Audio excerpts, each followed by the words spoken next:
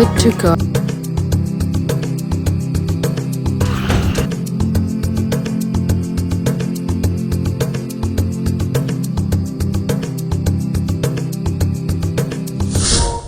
Hello guys, මම හනිකා ව්‍යාංජනි. ඔබ සියලු දෙනාටම ජයග්‍රහී දවසක් ප්‍රාර්ථනා කරන ගමන් ඉතාමත් ආදරෙන් ආරාධනා කරනවා හරිනිකා ව්‍යාංජනි YouTube channel එකට.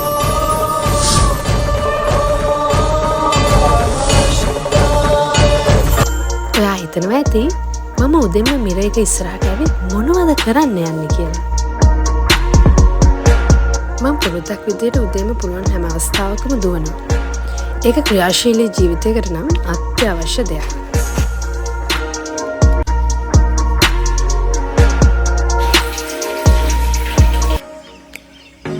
මම මගේ පුංචිම කාලේ ආසම කරන තැනකට යන්නයි හදන්නේ.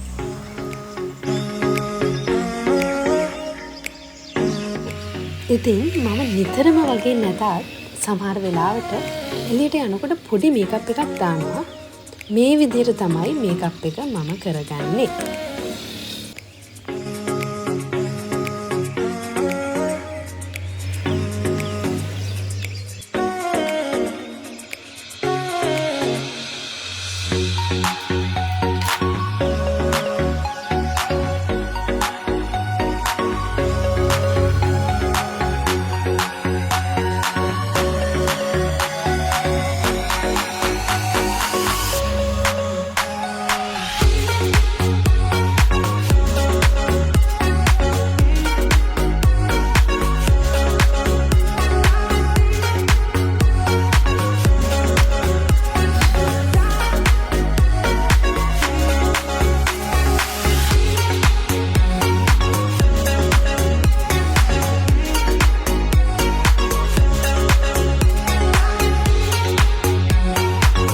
මේ මගේ කලෙක්ෂන් එකේ ආසම ඉයරින්ග්ස් දෙකක්.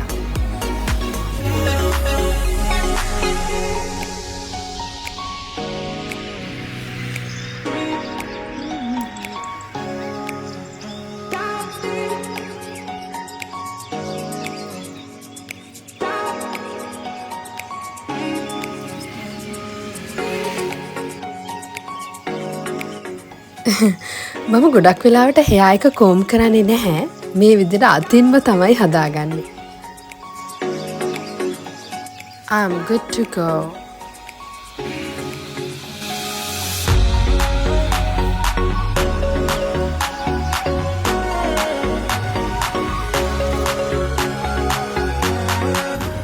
අපිට ඉතින් simply and easily යන්න පුළුවන් vehicle එක තමයි මේ.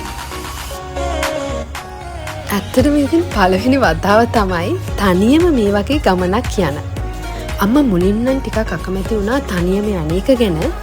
හැබැයි ඉතින් පස්සේ අවසර දුන්නා.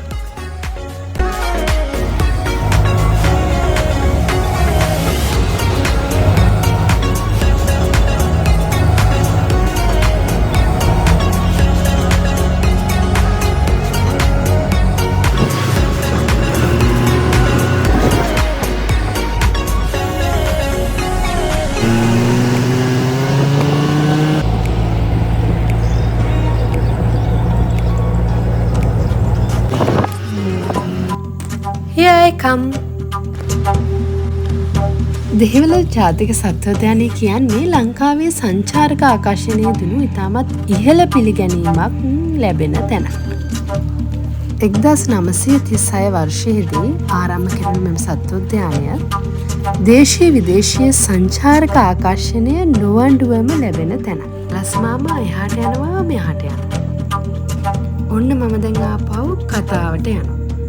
ඉතින් ශීරපාය සත්ව විශේෂ 100ක්, පක්ෂී විශේෂ 110ක්, මත්ස්‍ය විශේෂ 65ක්, උරංග විශේෂ 34ක්, උභයජීවී විශේෂ 3ක් සහ සාගර ජීවී විශේෂ 10ක් දෙහිවල සත්වෝද්‍යානයේ ඉන්නවා.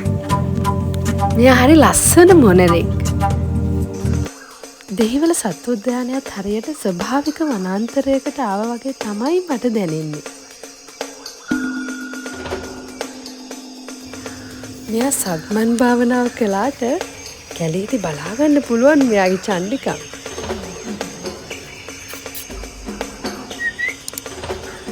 මේක ෆෝකස් වෙන්නේ නෑ නේ.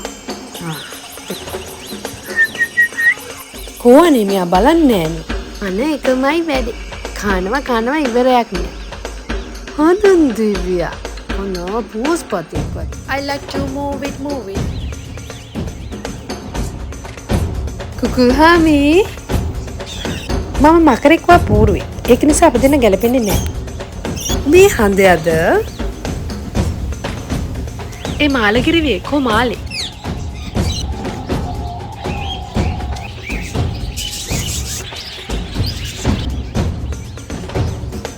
What is he thinking? මේ බලන්න මෙයා මට කතා කරනවා.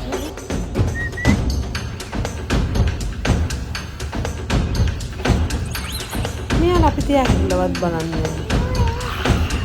මන්ද යන සර්ප විමානෙට.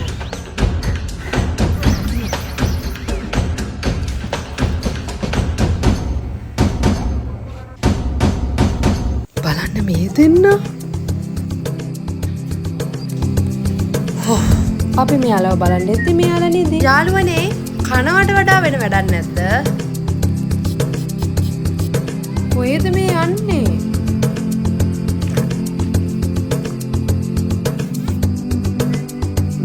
මෙයා හොරගල්ල හිඳිනවා. මං අහලා තියෙනවා කිසිම දවසක මෙයාලගේ ගොදුර වරදින්නේ නැහැ කියලා.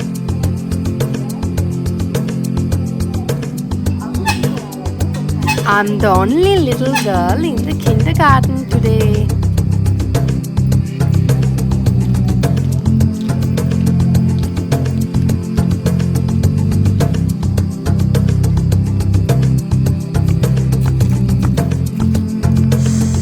Rhino.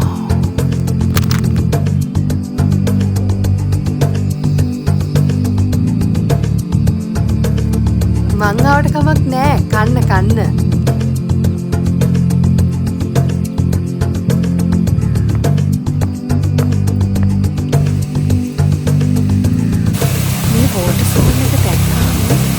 හරිම ප්‍රබෝධමත් ගතියක් දැනෙනවා.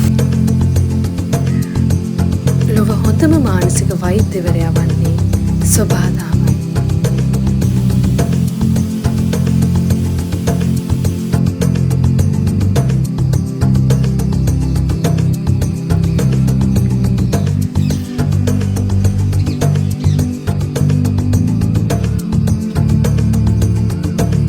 අද මගේ ජීවිතේ ළමා කාලෙට ගියා වගේ හැඟීමක් මට දැනෙනවා.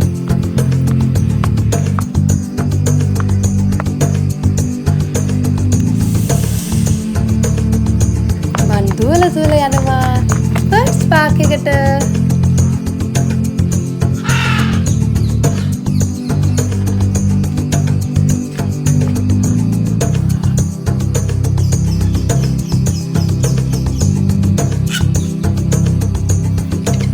මෙතන මැකෝ පැරට්ස් ප්‍රභේද කිහිපයක් ඉන්නවා.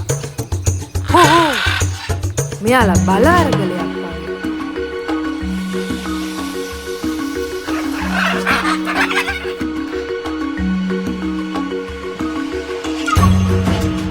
අද මට මෙයාගේ සෙල්ලම් ටික මිස් වුණා.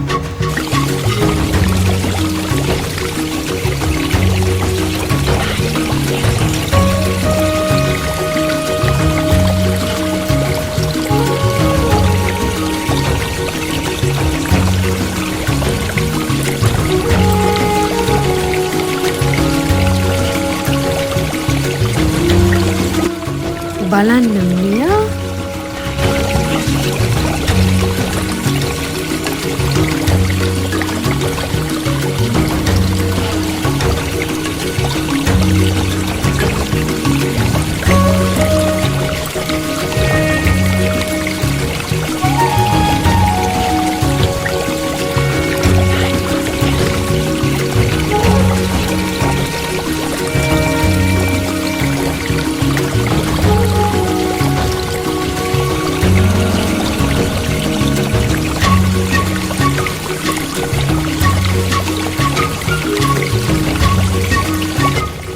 ඇත්තටම මට මේ මధుර කියන්නේ වෙනමම ලෝකයක්. මෙතනට ආපහු මට දැනෙන්නේ මම මර්මේඩ් කෙනෙක් කියලා. වව්!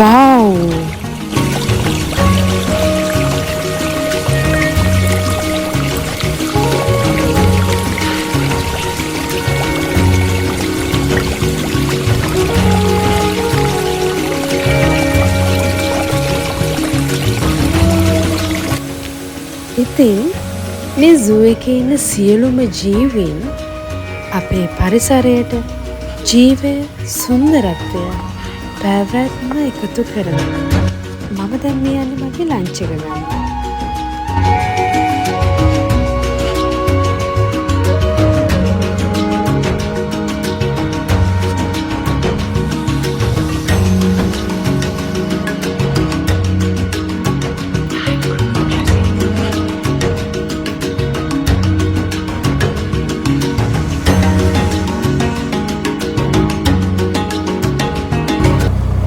මගේ ගමන් පහසුව මට ඊළඟට ලබා දෙන්නේ දිරිමත් කාන්තාවක්.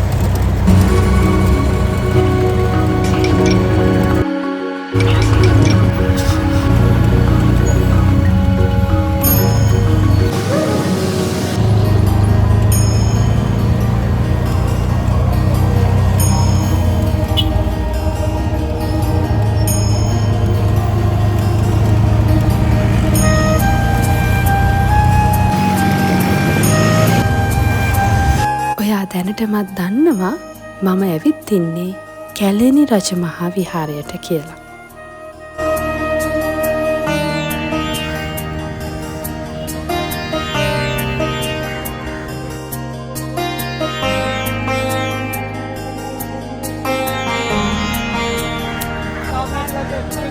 වංශ කතාවල සඳහන් වෙලා තියෙන විදිහට බුදුන් වහන්සේ සම්බුද්ධත්වයෙන් 8 වෙනි වසරේ වෙසක් පුර 15ක පොහොය දිනයක 500ක් රහතුන් වහන්සේලා සමග මණියක්කිග නාරජුන්ගේ ආරාධනයෙන් මේ පුණ්‍ය භූමියට වැඩම කරලා තියෙනවා. එය බුදුන් වහන්සේ ලක්දිවට දෙවන වරට වැඩම කිරීමයි.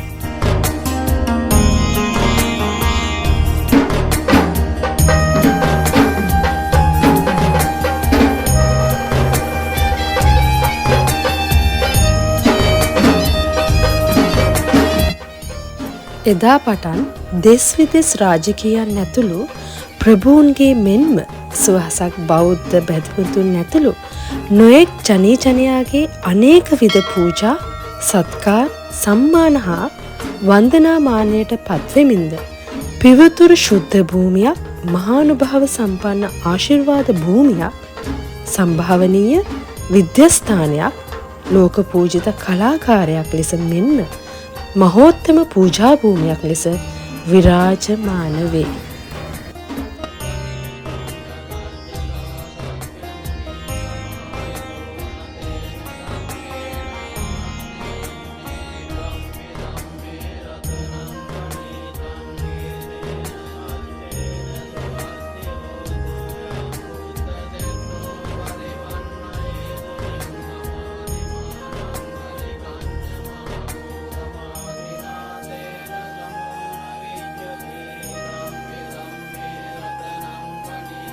අපි හැමෝම විනෝද වෙන්න ඕනේ. ඒත් අපේ ආගම ධර්මය අපෙන් ඈත් වෙන්න දෙන්න හොඳ නැහැ. සාමාන්‍යයෙන් අපි හැමෝම කාර්යබහුලයි. ඒ කාර්යබහුල ජීවිතයෙන් මිදලා මේ වගේ දැනකට ආවම මනසට දැනෙන සහනය නම් කියලා වෙන කරන්න බෑ. මට නම් වංශල කියන්නේ ජීවිතයට සහනෝසුව. ඉතින් අද දවසේ දීර්ඝ ගමනකින් පස්සේ සෝලෝ ඩේට් එක කැලණි විහාර පුදුමෙන් මේ විදිහට සතුටින් නිමා කරන ගමන් පුංචි විරාමයක් ගන්නවා. ඉතින් මගේ මේ vlog එක නරඹපු හැමෝටම ස්තුති කරන ගමන් මම ආරාධනා කරනවා, if you like my vlog, please subscribe to my channel. I'll see you soon with a new video. Bye.